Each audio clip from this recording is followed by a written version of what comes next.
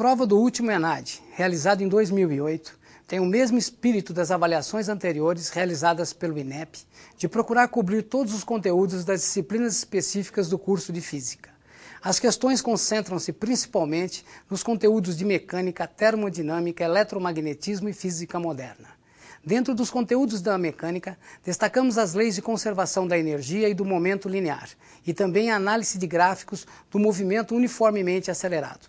Aliás, este último tópico, análise de gráficos, tem sido explorado praticamente por toda a prova em questões que abrangem todos os conteúdos. Problemas envolvendo a primeira e a segunda lei da termodinâmica, trocas de calor e a teoria cinética dos gases foram cobrados tanto nas questões do núcleo comum como nas questões discursivas exclusivas para o curso de licenciatura em Física.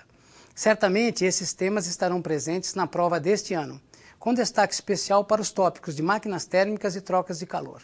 Com relação ao eletromagnetismo, as questões envolviam principalmente conceitos relacionados com as 4 equações de Maxwell e algumas aplicações simples dessas equações.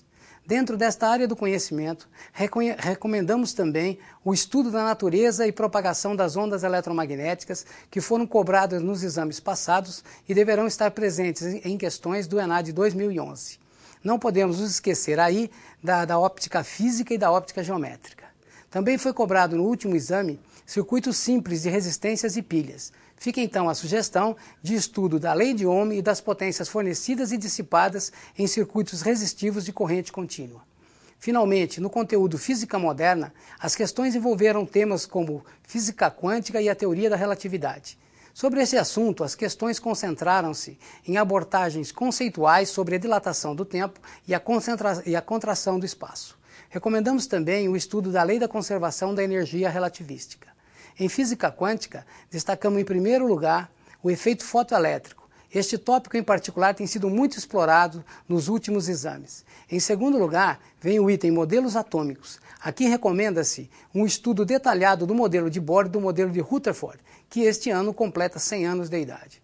Sobre o problema da radiação de corpo negro, destacamos o postulado de Planck da quantização da energia dos osciladores da cavidade ressonante e as leis do deslocamento de Wien e de Stefan.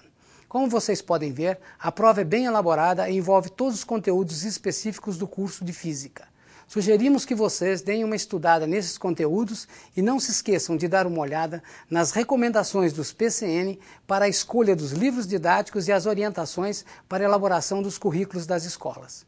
Nos encontros que faremos, pretendemos resolver os ENADs de 2005 e 2008 e aproveitarmos esse momento especial para reforçarmos nossos conhecimentos dos conceitos de física.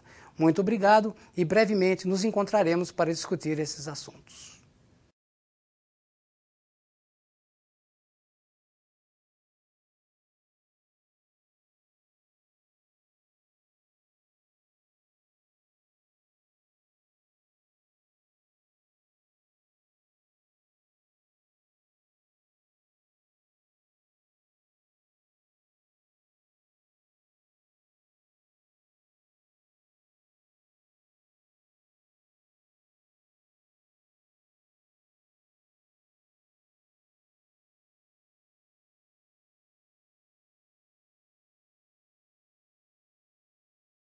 Vamos fazer alguns comentários a respeito das questões do ENAD, da prova de 2008, da área de conhecimentos gerais de Química.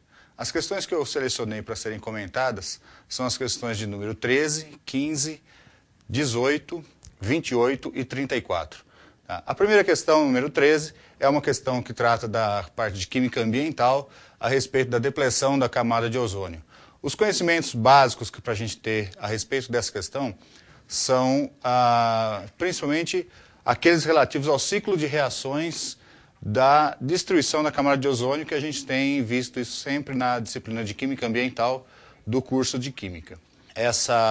Esse gráfico que é mostrado, né, onde a gente tem um pico da espécie CLO, ele representa, na verdade, o crescimento dessa espécie em função do consumo do ozônio estratosférico.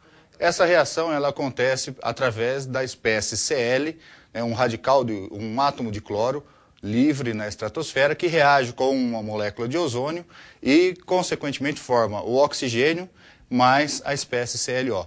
Por isso a gente tem esse pico, esse aumento da concentração da espécie CLO nessa determinada faixa onde está o gráfico. Como foi indicado no gabarito, a resposta correta é a espécie atômica Cl, que consome o ozônio estratosférico e, com isso, ele vai reduzindo a camada de ozônio. Por isso que a gente tem tanto problema com os CFCs, né, que são os clorofluorocarbonos, os gases que são empregados ou que eram empregados há algum tempo atrás,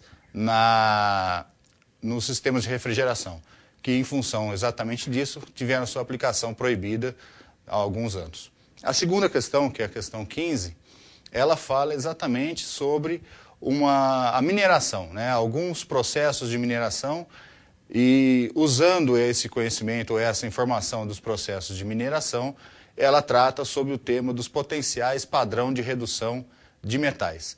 A questão é a seguinte: ao invés de se utilizar os processos de metalurgia normais, que utilizam a combustão do minério juntamente com um combustível fóssil, como carvão mineral, ao invés disso, utilizar para se obter os metais a partir de minérios de baixo teor de minério, né, do metal em si, se utilizar a hidrometalurgia. Qual a função disso? A função disso é conseguir um processo mais limpo, né, menos ambientalmente agressivo e utilizando as características de potencial padrão de redução. Então, nessa questão, ele cita os processos de hidrometalurgia e cita uma série de metais, de minérios, a partir dos quais se propõe ou se pretende fazer a redução dos metais e obtenção dos metais puros. Dentro dessa lista, ele fornece logo em seguida, a questão fornece logo em seguida uma série de valores de potenciais padrão de redução, e o conceito fundamental envolvido nessa questão é o seguinte: descobrir ou entender que os valores maiores de potencial de redução, quanto maior for o valor do potencial de redução, mais fácil esse metal vai ser reduzido frente a uma outra substância. Então, no caso, a hidrometalurgia utiliza como metal redutor algumas raspas de ferro, né, aquele pozinho de ferro, para você obter, através de uma reação de óxido-redução, a troca de elétrons e a cessão de elétrons por parte do ferro para um determinado metal e, consequentemente, a redução desse metal a partir do seu minério. No caso, ele faz a proposta para vários minérios, entre eles a galena, que o principal componente é o sulfeto de chumbo, e o cobre e outros mais. Ele cita no exemplo o cobre e pergunta, dentre a lista de minérios apresentados, qual seria ou quais seriam os possíveis de serem reduzidos com a utilização da hidrometalurgia no processo empregando lá raspas de ferro para redução do metal.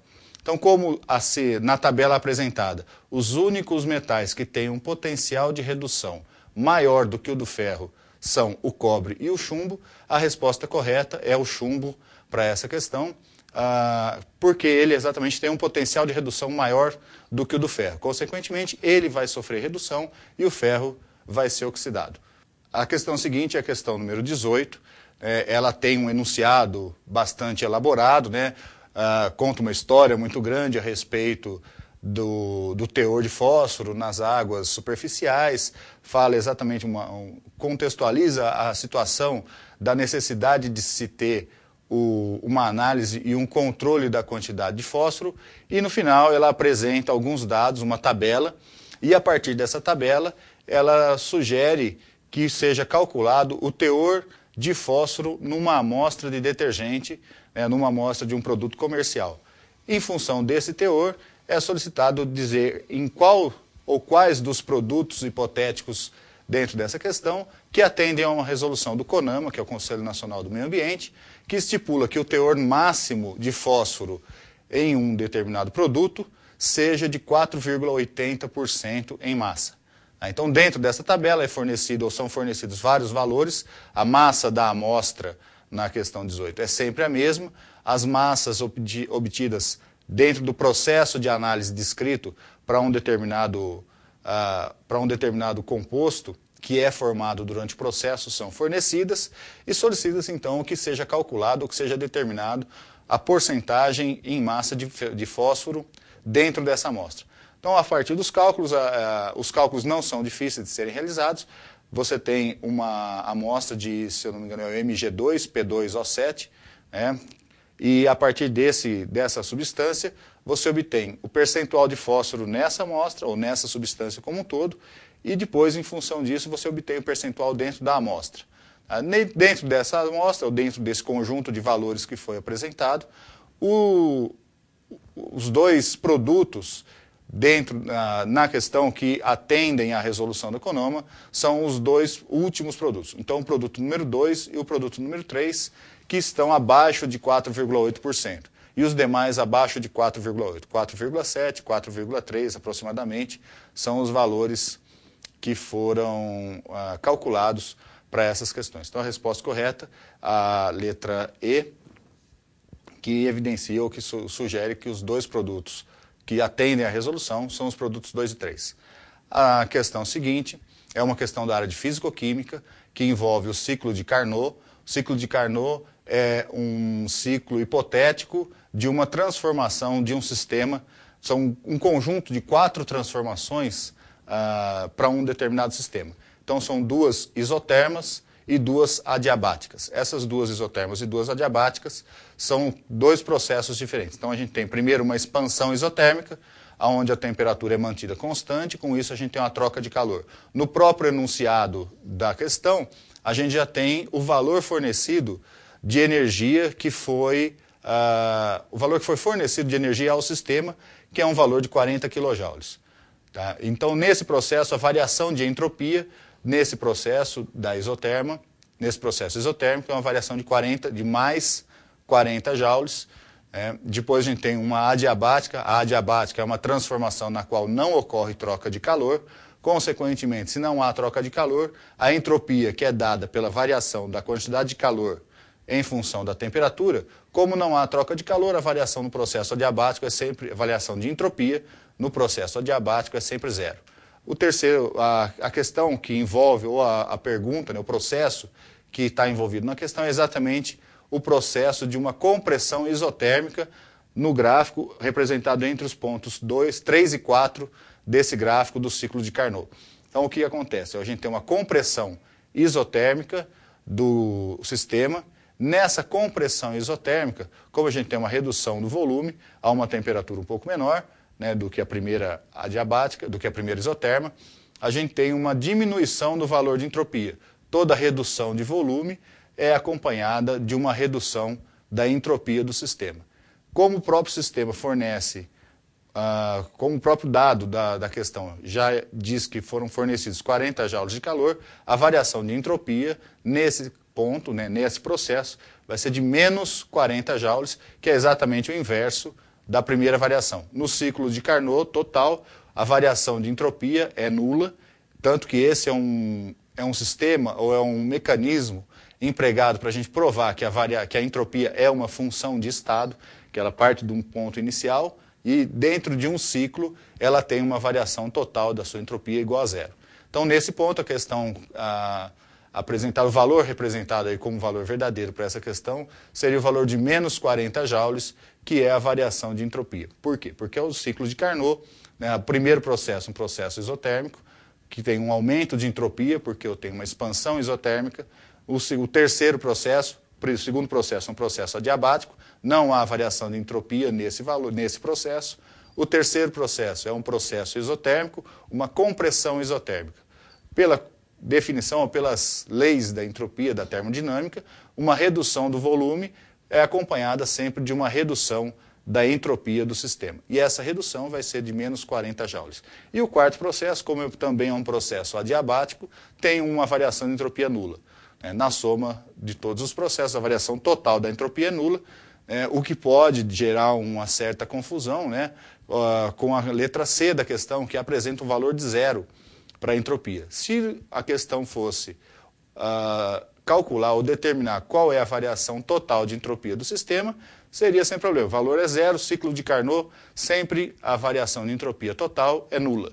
Como no caso ele pede especificamente na etapa 3, que é entre os pontos 3 e 4 do meu gráfico, a variação de entropia vai ser de menos 40 joules para esse processo.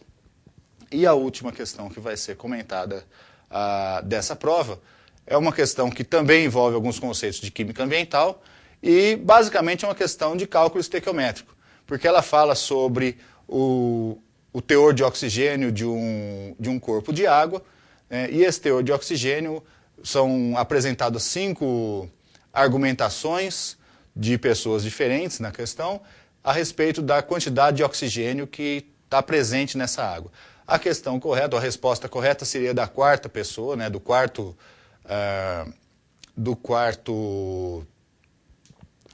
interlocutor dentro, né, da 4ª proposta dentro dessa questão, que diz que a água não tem um consumo, uma quantidade de oxigênio suficiente para degradar a matéria orgânica e ainda assim manter a vida no sistema aquático. Por quê? Porque a questão apresenta como um teor de oxigênio na água em análise em torno de 5 ppm, ou 5 miligramas por quilograma.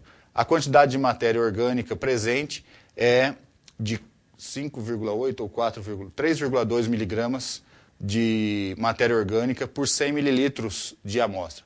Com isso, a quantidade de oxigênio, como a quantidade de oxigênio é de 5 miligramas por litro, e na questão a gente tem uma afirmação dizendo que em 100 mililitros da amostra de água foram encontrados 3,2 miligramas, a gente tem um total de 32 miligramas de matéria orgânica por litro de amostra, ou por litro de água, nesse caso. Como a quantidade de oxigênio é de 5 miligramas de oxigênio por litro, a quantidade de oxigênio não é suficiente para produzir a degradação da matéria orgânica, para realizar a demanda bioquímica de oxigênio, que é uma das análises de água, e manter ainda assim uma quantidade de oxigênio dissolvida suficiente para sustentar a vida nesse sistema. É uma questão simples porque o cálculo, a relação estequiométrica entre a quantidade de matéria orgânica a ser consumida e a quantidade de oxigênio presente na água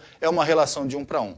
Para que eu tivesse condições de manter a vida no sistema, eu deveria ter pelo menos um pouco mais do que 32 miligramas de oxigênio dissolvido, o que é uma quantidade bastante alta, né? Levando em consideração a temperatura ambiente e tudo mais. A gente sabe que em torno de 25 graus, a quantidade de oxigênio dissolvido, oxigênio molecular dissolvido na água, fica em torno de 8,2 a 8,4 miligramas. Então, normalmente, os teores de matéria orgânica têm que estar abaixo disso para ser uma água considerada própria e sustentável para a manutenção de vida dentro desse sistema.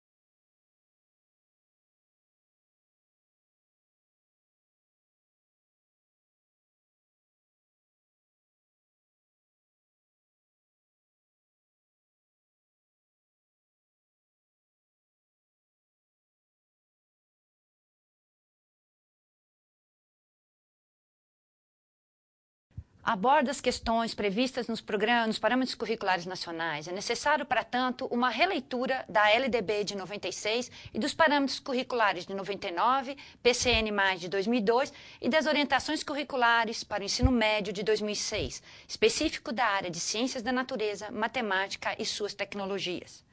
As abordagens do conhecimento químico contemplam o fenomenológico, o teórico e o representacional.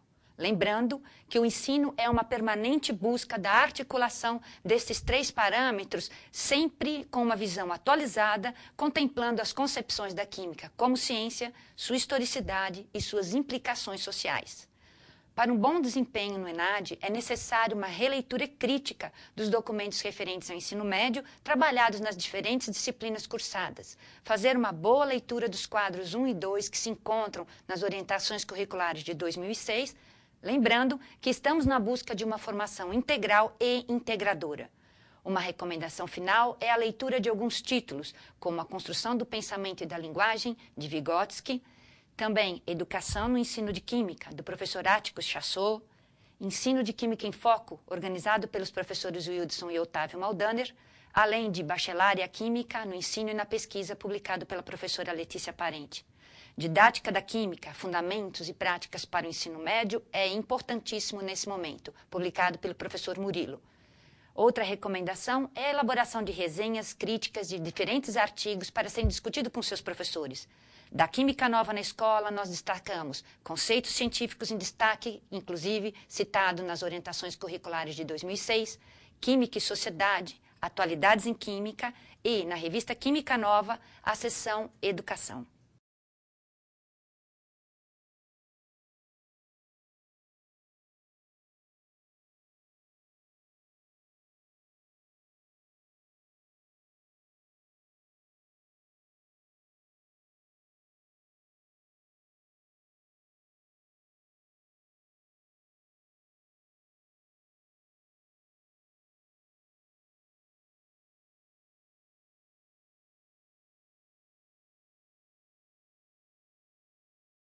Nós faremos o comentário de duas questões presentes na prova de 2008 do ENAD para o curso de Engenharia de Alimentos. A primeira questão é a de número 41, na parte de formação específica, página 25 do caderno de provas.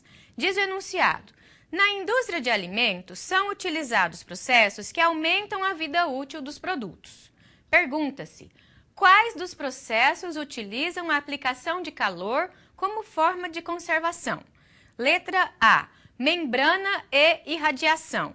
Não é a resposta correta, porque irradiação é um método não térmico de processamento, ou seja, não utiliza calor.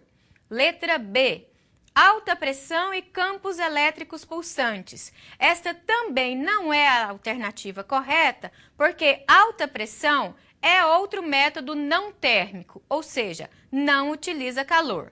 Letra C, pasteurização e esterilização.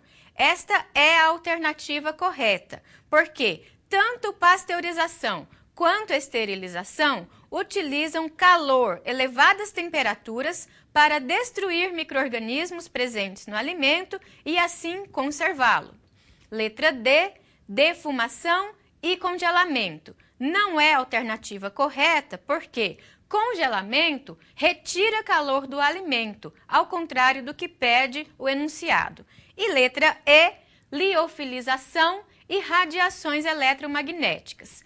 Também não é a alternativa correta, porque o método de liofilização retira calor do alimento, congelando-o inicialmente e depois promove a desidratação desse produto por sublimação, quando a água passa do estado físico sólido direto para o estado físico vapor, em baixas temperaturas.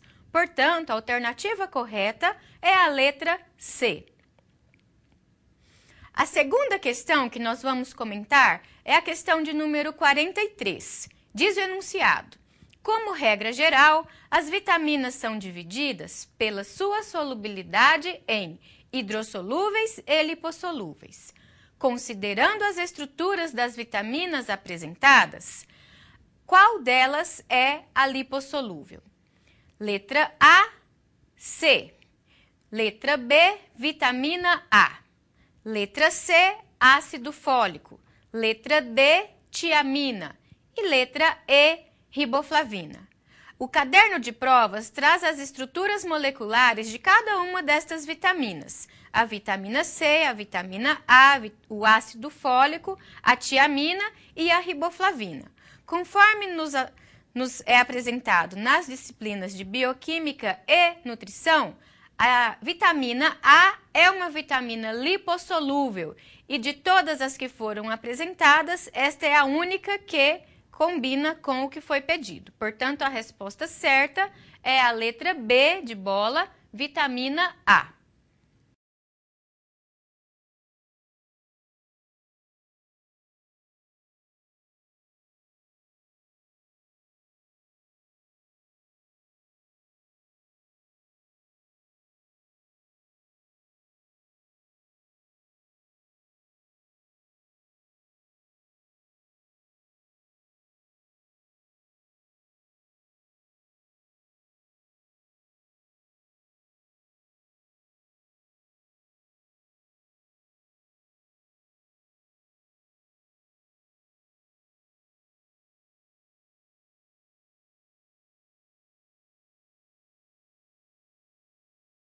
ENAD, Exame Nacional de Desempenho dos Estudantes.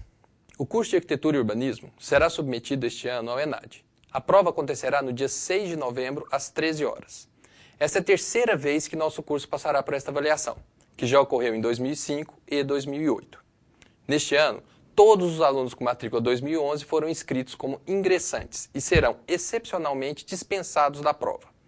Farão o ENAD como concluintes aqueles com expectativa de se graduar em 2011 e também quem já tenha integralizado mais de 80% da matriz curricular. Cabe lembrar que o ENAD é componente curricular obrigatório e deve, portanto, aparecer no histórico do aluno.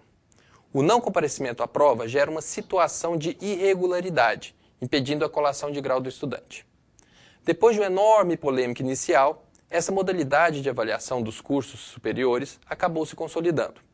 Apesar das limitações de uma prova teórica em aferir conhecimentos práticos essenciais de nossa profissão, como a capacidade de projetar e planejar, diversas das questões apresentadas nessas duas últimas provas conseguem exigir do aluno tais conhecimentos. Desse modo, o ENAD tornou-se uma interessante forma de avaliar os conhecimentos adquiridos durante o curso. As provas anteriores apresentaram 10 questões sobre formação geral, sendo na primeira, em 2005, 7 questões de múltipla escolha e 3 discursivas, e na segunda, em 2008, 8 questões de múltipla escolha e 2 discursivas. Essas questões abordaram principalmente temas relevantes da atualidade. Em relação ao componente específico, nas duas ocasiões foram colocadas 27 questões de múltipla escolha e 3 discursivas. Percebe-se que essas questões são bem abrangentes, abordando praticamente todos os conteúdos presentes na matriz curricular: teoria e história da arquitetura e do urbanismo, projeto e planejamento arquitetônico, urbano e paisagístico, além de tecnologia. Em ambas as provas, foram recorrentes e frequentes questões sobre planejamento urbano, com discussões sobre o Estatuto das Cidades e diretrizes para este planejamento urbano. Também estrutura, muitas vezes com estudos de casos reais, onde o aluno deve responder sobre o funcionamento de determinado sistema estrutural. Destacam-se também temas como conforto ambiental, restauro, teoria e projeto, repertório, ou seja, capacidade de reconhecer determinada obra arquitetônica de relevância, e também algumas questões de fundamentação, particularmente de representação arquitetônica. Nos anos anteriores, após a prova, o aluno deveria responder o questionário do estudante, ou o questionário socioeconômico, com mais de 100 perguntas sobre o seu perfil, sobre a instituição e sobre o curso. Depois de fazer uma prova de quase 4 horas, muitas vezes o aluno não respondia com a atenção necessária a tal questionário, que é fundamental para a avaliação do curso e da instituição. Assim, em 2011, o questionário do estudante será respondido eletronicamente, por meio de página da internet, www.inep.gov.br, durante o período de 7 de outubro a 6 de novembro. Devido à obrigatoriedade de respostas ao questionário, o concluinte selecionado para participar do ENAD 2011 conhecerá a informação sobre seu local de prova após o preenchimento desse questionário do estudante, momento em que será permitida a impressão do cartão de informação. A coordenação do curso de Arquitetura e Urbanismo, junto com a Pró-Reitoria de Graduação, promoverá até o dia da prova ações de divulgação e discussão com os participantes do ENAD. Fiquem atentos e boa prova!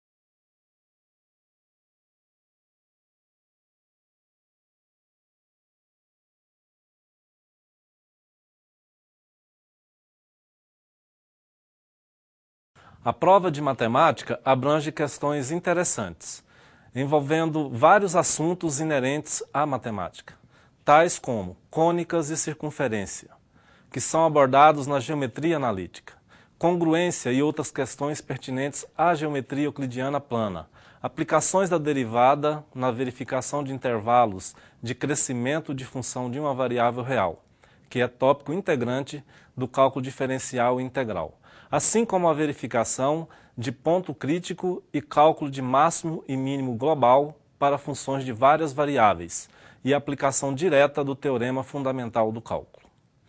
Integra também a prova de matemática questões envolvendo assuntos de álgebra e álgebra linear, tais como sistemas de equações lineares e transformações lineares. Ainda aplicações da teoria dos polinômios e da geometria espacial e outros assuntos importantes da matemática e da estatística no que diz respeito a probabilidades. Por tudo isso, a prova de matemática é muito abrangente e também muito interessante, uma vez que explorou e certamente continuará explorando assuntos pertinentes à matemática e que são diretamente abordados nos cursos oferecidos pela PUC Goiás, nas áreas de conhecimento das ciências exatas.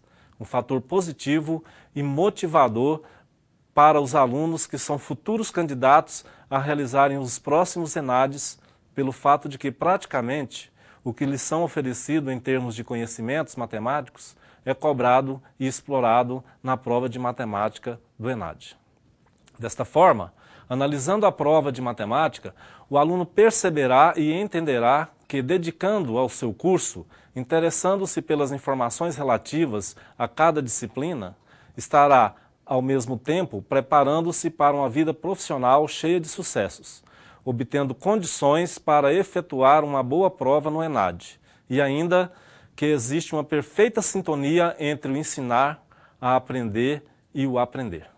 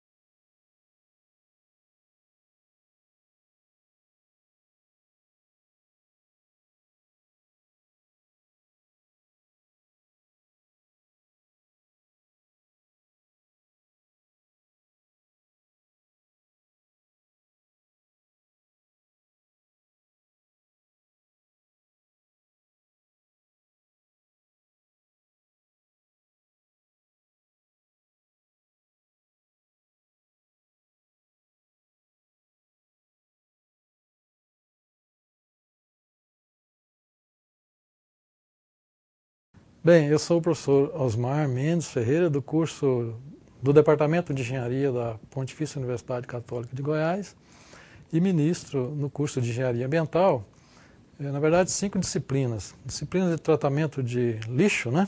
Resíduos sólidos urbanos, lixo industrial, a disciplina de tratamento de águas residuárias, ou conhecida como esgoto, módulo 1 e módulo 2, e também na orientação acadêmica dos trabalhos de conclusão de curso 1 e 2 também, né? Então, 5 disciplinas, a gente está sempre em contato com os alunos que estão terminando o curso e aí a gente chama atenção para o empenho, né, a dedicação de todos na participação efetiva nesse ENAD deste ano, onde nossos acadêmicos irão demonstrar o seu todo conhecimento no curso. E para orientá-los e dizer-lhes, né, das possibilidades do que será perguntado aí nessa avaliação, o último ENAD, por exemplo, trouxe as questões relativas às questões ambientais, um enfoque muito grande na produção de lixo, no tratamento de lixo, né, na remediação de áreas contaminadas, e isso a gente também vê como um dos fatores que deve ser bastante explorado nesse próximo ENAD, pois a problemática do lixo ela é decorrente, né, do crescimento populacional bastante acelerado das cidades, onde inúmeros problemas decorrentes desse crescimento não têm acompanhado, né, por demanda de serviços urbanos, né, produzindo aí inúmeros conflitos ambientais urbanos. E isso gerando aí as poluições, poluição por produção de lixo, ondas de calor pela emissão dos gases resultantes aí dos veículos automotores, onde em todo o Brasil, a gente já adianta um pouquinho, pode ser também perguntado, a questão dos planos de controle de poluição veicular, né, instituído pela resolução do Conselho Nacional do Meio Ambiente, atendendo uma determinação do Conselho Nacional de Trânsito, né? E isso também pode ser perguntado, então é bom os alunos ficarem atentos, né, a esses conflitos urbanos que podem surgir, né? E na questão dos resíduos sólidos, a gente verifica que foi com a instituição da Política Nacional pela Lei 12.305, de agosto de 2010, um cenário que deve ser bastante explorado, onde é atribuído aos geradores, né, e aí não distingue nenhum porte de gerador. Isso deve ser bastante explorado, pois inclui todo mundo, toda a cadeia produtiva, desde da atividade industrial, comercial, distribuidor, consumidor, né, e introduzindo aí nessa cadeia o conceito da logística reversa, ou seja, onde ao fim do uso pós-consumo deve-se devolver, né, fazer a devolução de todos os bens consumidos, todo o produto final descartado para a cadeia inicial, para reprocessar, reciclar, produzir novos produtos. Então, insere-se dentro dessa política a responsabilidade de todos nós como cidadãos. Isso deve ser um aspecto bastante explorado, chamando a atenção aí da questão da logística reversa dentro dessa cadeia de consumo, produção, consumo e reciclagem dos produtos pós-consumo, né? E também chama atenção nesse aspecto a questão do licenciamento ambiental, que também foi explorado no último ENAD, onde a gente tem lá três tipos de licenciamento. E inseriu no licenciamento a produção por todos os geradores, por toda a cadeia de produção, consumo, distribuição e comercialização, a obrigatoriedade da elaboração dos planos de gerenciamento de resíduos sólidos, né? E no licenciamento a gente tem lá as etapas da licença prévia, que estabelece a localização, a definição do empreendimento naquele local, a licença de instalação, que estabelece a implantação efetiva do projeto, tanto do parque industrial quanto da parte comercial ou de produtos, de bens e serviços, todo o parque instalado, e também o sistema de controle de poluição. E a parte operacional de funcionamento ou operação, que institui aí, chama atenção para que toda essa cadeia de controle esteja totalmente implantada em condição de ser operacionalizada. Seria a licença final, a licença de operação. Então, a licença prévia, funcionamento e instalação e funcionamento, né? Esses três aspectos aí também que chamam atenção para as arguições, né, dentro dessa problemática ambiental atual. Outro fator que é bastante destacado aí, que pode ser questionado ao aluno, é a questão da produção das ondas de calor pela emissão dos gases, né, dos gases de efeito estufa, aonde nos cenários urbanos com grande concentração veicular e emissão dos gases de efeito estufa, contribui bastante para a criação das zonas de calor em todos os núcleos urbanos de grande porte, né? Também pode ser bastante questionado. É bom o aluno ficar atento a essas questões também climatológicas, né? Os fenômenos naturais decorrentes de desastres ambientais, né, são os fenômenos aleatórios que ocorrem sob forma de episódio, que também pode chamar atenção, né, para o avaliador, onde colocar questões relacionadas à interferência do homem com o meio ambiente, né? A questão do desmatamento, o uso excessivo dos recursos naturais, aonde, mais uma vez eu volto na questão da Política Nacional de Resíduos Sólidos, que instituiu o princípio da reutilização, da reciclagem de tudo que é consumido pelo ser humano, por nós brasileiros. Então, é uma lei brasileira que foi aprovada agora em 2010, também regulamentada em 2010 e valendo, né, agora, um ano depois, em agosto de 2011, por isso eu imagino que seja bastante explorada essa questão, porque agora, a partir de agosto de 2012, instituiu, ficou definido que era um ano de moratória para que todos tivessem conhecimento dela e que passasse a seguir o que ela norteia em termos de União, Estado e município, né? Quando a gente fala de União, Estado e município, é bom lembrar e ficar atento os alunos, nossos alunos, que a União já tem disponibilizado no site do Ministério do Meio Ambiente, em consulta pública, o Plano Plano Nacional de Resíduos Sólidos, né? E os estados, assim, têm que fazer a partir também de agosto desse ano e concluir até o ano de 2012, os estados devem também fazer os seus planos estaduais de resíduos sólidos e os municípios, né, todos os municípios brasileiros, fazerem os seus planos de gerenciamento integrado de resíduos sólidos, né?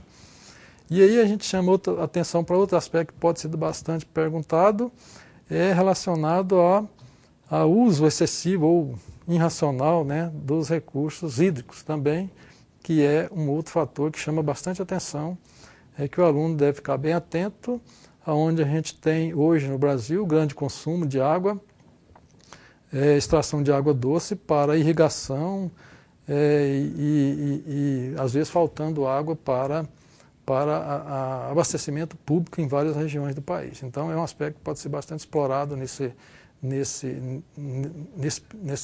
ENAD de 2011, a questão dos recursos hídricos.